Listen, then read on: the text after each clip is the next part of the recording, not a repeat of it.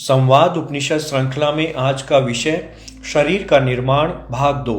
हमारे शरीर में ये ग्रंथियां ऊर्जा के संचालन केंद्र के रूप में भी हैं तो रसायन संचालन केंद्र के रूप में भी। शरीर के विभिन्न हिस्सों में ये ग्रंथियां क्षेत्रीय केंद्रों के रूप में भी कार्य करती हैं और सामूहिक रूप में भी।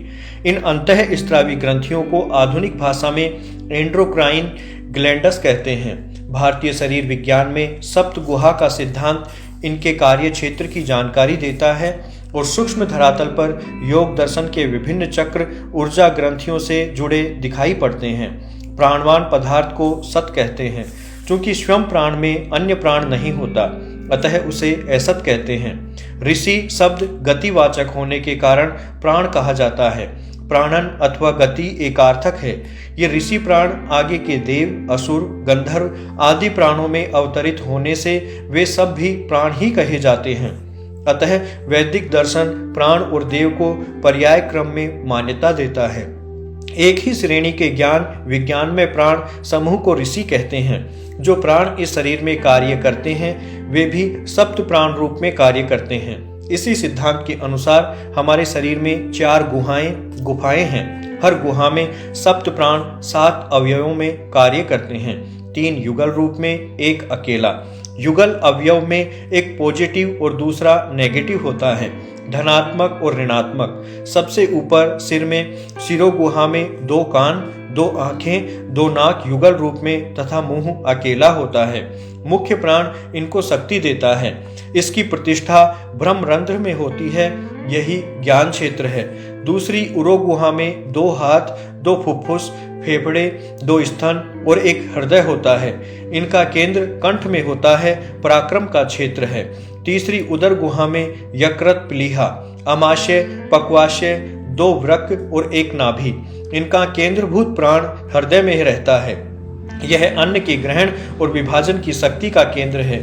चौथी वस्ती गुहा में 2 पैर, वीर्य, मूत्र द्वार, 2 अंडकोश और 1 गुदा। इनका अनुप्राण केंद्र नाभि में होता है। यह विसर्जन और उत्सर्जन का क्षेत्र है।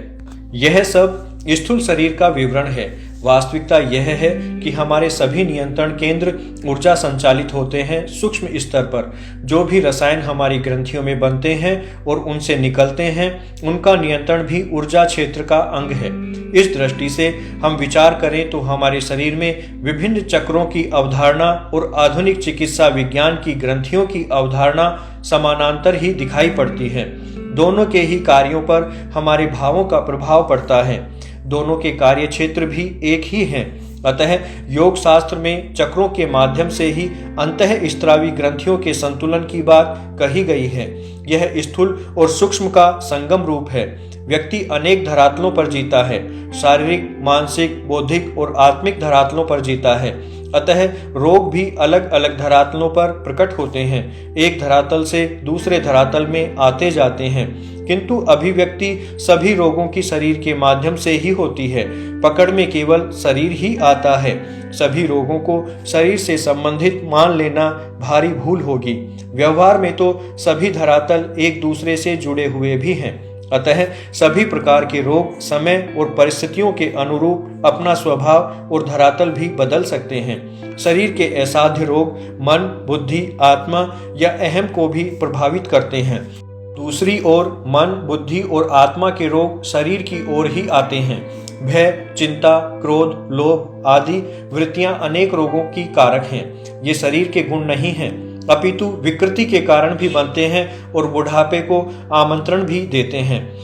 कर्मजा दोषजा कर्म दोष जास चरुजस त्रिधा सामयंती नोषधई धर्मेणैव सामयंती कर्मजा। मन स्वच्छंद हो जाए, उस पर बुद्धि का नियंत्रण न रहे तो मनोविकारों के जन्म लेने में कितना समय लगता है, उन क्षणों को नापा नहीं जा सकता। मन को स्वीकारना, उसे समझना और उसकी विभिन्न अवस्थाओं एवं कारणों पर चिंतन करना मानसिक स्वास्थ्य के लिए जरूरी है। आमतौर पर व्यक्ति अपनी मानसिक कमजोरियों को स्वीकार नहीं करता। उसका अहंकार भी उसे रोकता है। वह अनेक प्रकार से स्वयं को सही बताने का प्रयास करता है, सत्य को ढकता रहता है। मिथ्या आवरण से उसका अहम संतुष्ट होता है। झूठ, चोरी, बनावट आदि के जरिए वह यथार्थ को झुठलाता रहता है। मन और बुद्धि की भी सीमा होती है।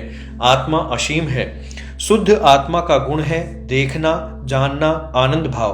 पहले मन स्थिर हो, इंद्रियां स्थिर हो और शरीर स्थिर हो। अस्थिर शरीर में मन भी चंचल होगा, इंद्रियां चंचल रहेंगी।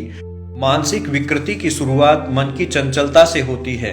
मन की स्थिरता और प्रसन्नता ही उसके स्वस्थ होने का लक्षण है। इसी से शरीर का स्वास्थ्य भी ठीक रखा जा सकता है और बुद्धि का भी। बुद्धि को अच्छे बुरे या हित अहित का विचार करना है। मन के आवेश, आवेग और अहंकार जैसे दोष बुद्धि को असंतुलित कर देते हैं। स्वार्थ मन में संकुचन पैदा करता है। भक्ति को इसीलिए उत्तम कहा गया है कि शायद ईश्वर के नाम पर ही व्यक्ति स्वार्थ छोड़ सके, समर्पण कर सके, अहंकार मुक्त होकर शांत और प्रसन्न रह सके। इसी से भाव संतुलित होने लगते हैं और ग्रंथियों के स्त्राव बदलने लगते हैं। अन्य कोई औषधि स्त्राव नहीं बदल सकती, मात्र बाहरी अभिव्यक्ति को ही प्रभावित कर पाती है या तात्कालिक प्रभाव दिखा सकती है। हमारे स्थूल शरीर के चारों ओर हमारा आभा मंडल है। हर जड़ चेतन का अपना आभा मंडल होता है। हमारे 3 शरीर हैं और तीनों का अपना अपना आभा मंडल है। प्रत्येक आभा मंडल की 7 परतें होती हैं। हर चक्र के भी 7 धरातल होते हैं। चक्र और आभा मंडल के धरातल एक दूसरे से जुड़े रहते हैं।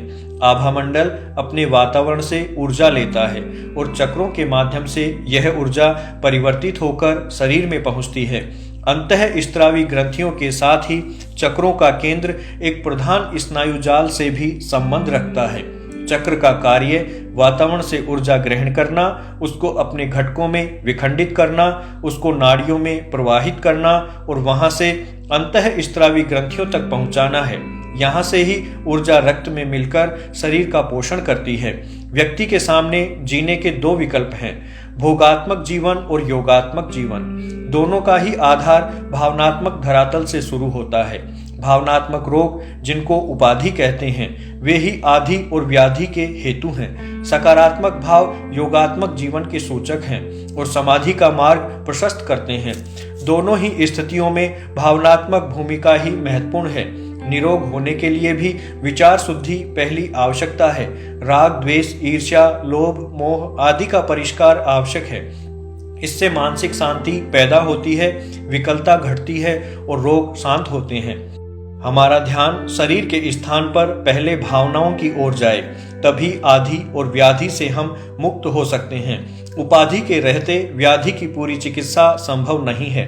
आचार्य महाप्रज्ञ ने अपनी पुस्तक जैन योग में लिखा है, शरीर में कोई व्याधि उत्पन्न हो तब सबसे पहले इस बात पर ध्यान जाना चाहिए कि मुझसे कहाँ भूल हुई, मन में कहाँ कोई विकार आया, कौन सी आधि हुई जिसमें मैं शरीर की व्याधि भुगत रहा हूँ। जब मस्तिष्क स्वस्थ होता है तब वह सारे अंगों को ठीक कर लेता है।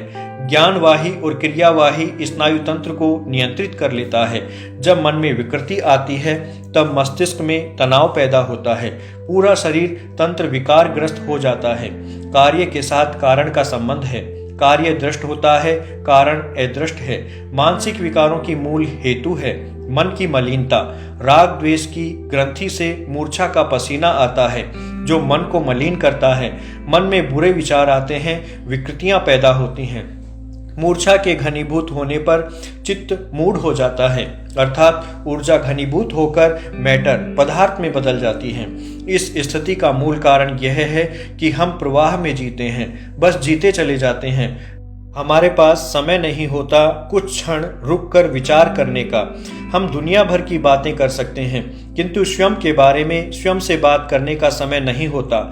हम कहाँ जा रहे हैं, क्यों जा रहे हैं, इसका चिंतन नहीं होता। मैं 1 करोड़ रुपए कमाना चाहता हूं, किंतु यह नहीं जानता कि उनका क्या करूंगा। इसीलिए हमारे चारों ओर मेरा मेरा का एक घेरा बनता चला जाता है। यह जाल स्वयं को ढकता चला जाता है। इसी में आगे चलकर विकृतियां पैदा हो जाती हैं। इसी में राग द्वेष, लोभ, मोह जैसी भावनाओं का चक्रव्यूह बनता है। इसी में से अहंकार उभरते हैं। ये विकृतियां व्यक्ति को स्वयं से दूर बनाए रखती हैं। विकृतियों से फिर नई विकृतियां पैदा हो जाती हैं। व्यक्ति यदि वर्तमान में जीने लगे तो उसका हर क्षण सार्थक हो जाता है। वह आसानी से मुक्त भाव से जी सकता है। यदि वह स्मृतियों और कल्पनाओं में डूबा है तो निश्चित ही वह राग द्वेष आदि विकार का शिकार हो जाएगा, एक नया जाल बनकर तैयार हो जाता है। जितनी देर वह भूत और भविष्य में खोया रहेगा, उतना वर्तमान तो उसका व्यर्थ हो ही गया।